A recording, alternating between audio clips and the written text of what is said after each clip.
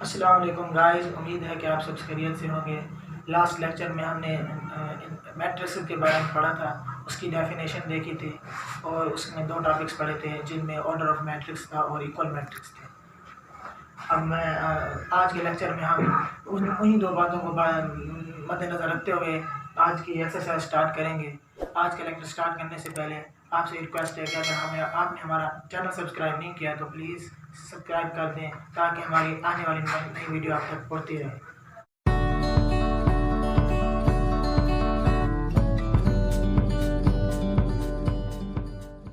तो आज का लेक्चर स्टार्ट करते हैं। लास्ट लेक्चर में मैंने आपका दो चीज़ें बताई थी, ऑर्डर ऑफ मैट्रिक्स और इक्वल मैट्रिक्स।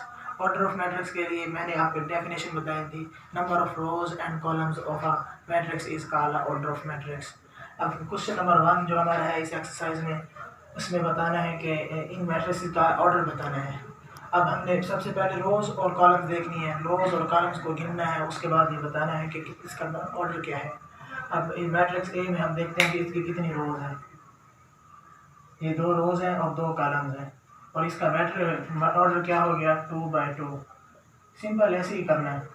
मैट्रिक्स बी में भी इसका ऑर्डर बताना है, इसकी 2 रोज़ हैं इसी तरह और 2 कॉलम्स हैं। इसका ऑर्डर इसका दे दें तो 2/2। इसी तरह मैट्रिक्स सी का, इसमें 1 रो है और 2 कॉलम है, इसका 1 क्रॉस 2। और मैट्रिक्स डी का 3 रोज हैं और 1 कॉलम है, 3/1। सिंपली ऐसे उसकी रोज और कॉलम लिखी मैंने।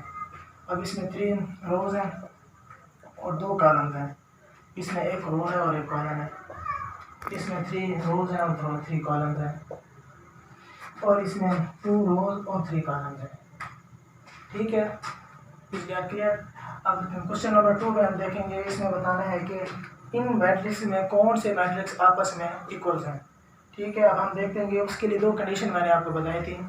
एक तो ऑर्डर ऑफ मैट्रिक्स सेम होना चाहिए और दूसरा बताया था आपको कि corresponding entities must be equal. सबसे पहले हम ऑर्डर देखेंगे 2 मैट्रिक्स को कंपेयर करने के लिए। अब हम देखते हैं मैट्रिक्स को कंपेयर करते हैं कि कौन से मैट्रिक्स आपस में इक्वल हैं। मैट्रिक्स ए को बी से अगर कंपेयर करें, पहले सबसे पहले इसका ऑर्डर देखेंगे। इसका ऑर्डर देखते हैं, इसका ऑर्डर 1/1 है, इसका 2/1 है। अब इसका मैट्रिक्स, इन दोनों मैट्रिक्स का ऑर्डर सेम नहीं है, इसका मतलब है कि ये इक्वल नहीं है। ए और B does not equal to B, ये दोनों इक्वल नहीं है। ए और सी को कंपेयर करते हैं, इसका 1/1 है।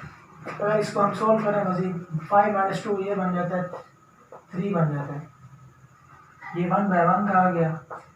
इसका ऑर्डर भी सेम है, ए का, ए और सी का, और एंट्री भी सेम है, यहाँ भी 3 है, यहाँ भी 3 है।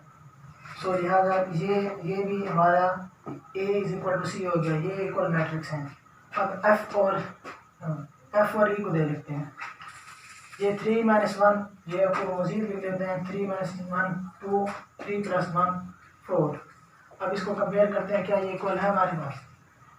इसका ऑर्डर 1/2 है और इसका भी 1/2 है, 2/1 है, इसका भी 2/1 है।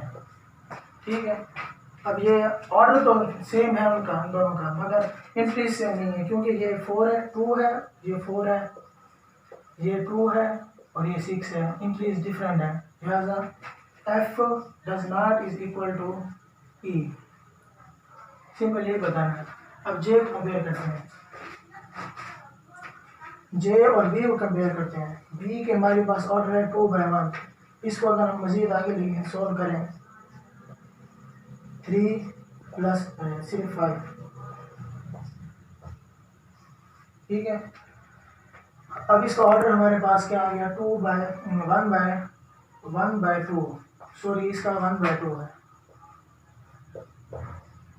सो इसका ऑर्डर भी सेम है और एंट्री सेम है, इसलिए बी इज इक्वल टू जे हो गया। ठीक है, अब हम क्वेश्चन नंबर 3 की तरफ जाने पड़ेंगे, इसको रेज करते हैं।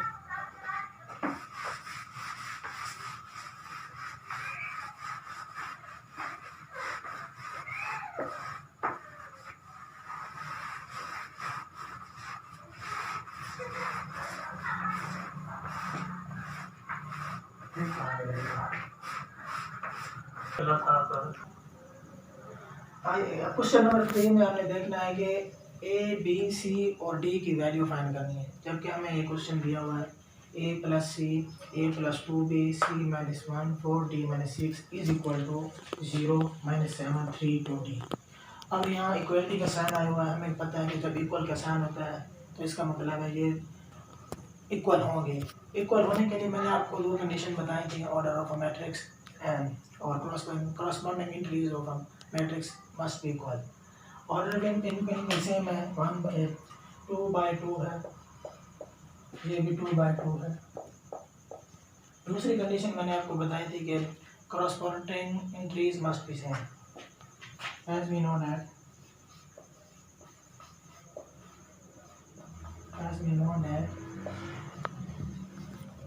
for equal matrix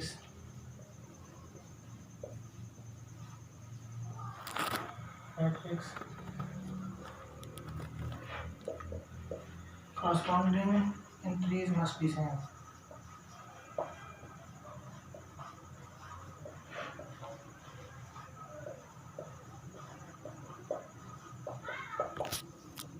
Must be same.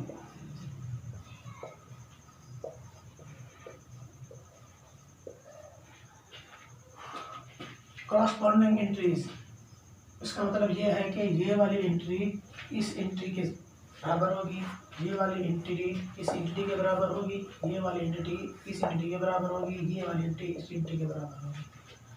अब पहली एंट्री इसको कंपेयर करते हैं, a plus C is equal to 0, ये इक्वेशन हमारी होगी 1। c minus 1 is equal to 3, ये इक्वेशन हमारे पास होगी 2। a plus 2b is equal to minus 7, ये इक्वेशन होगी हमारे पास 3। 4d minus 6 is equal to 2d, ये इक्वेशन होगी हमारे पास 4। अब इक्वेशन 2 से ना हम c की वैल्यू फाइंड कर लेते हैं। सबसे पहले c minus 1 is equal to 3, c is equal to 1 plus 3, c is equal to 4। अब इसको पुट कर देते हैं इक्वेशन नंबर 1 में। Put in equation 1,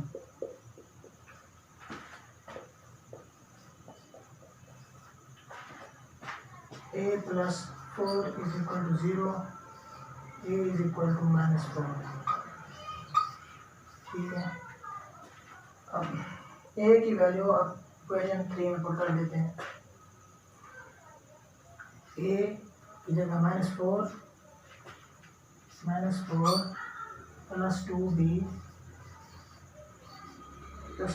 is equal to minus 7, 2b is equal to minus 4 plus minus 7 plus 4 is equal to minus 3, जो होगा b हमारे पास हो गया -3/2। अब b की वैल्यू हम पुट कर देते हैं। b की वैल्यू हमें फाइंड होगी सिंपल। अब हम इक्वेशन 4 से हम d की वैल्यू फाइंड कर लेते हैं।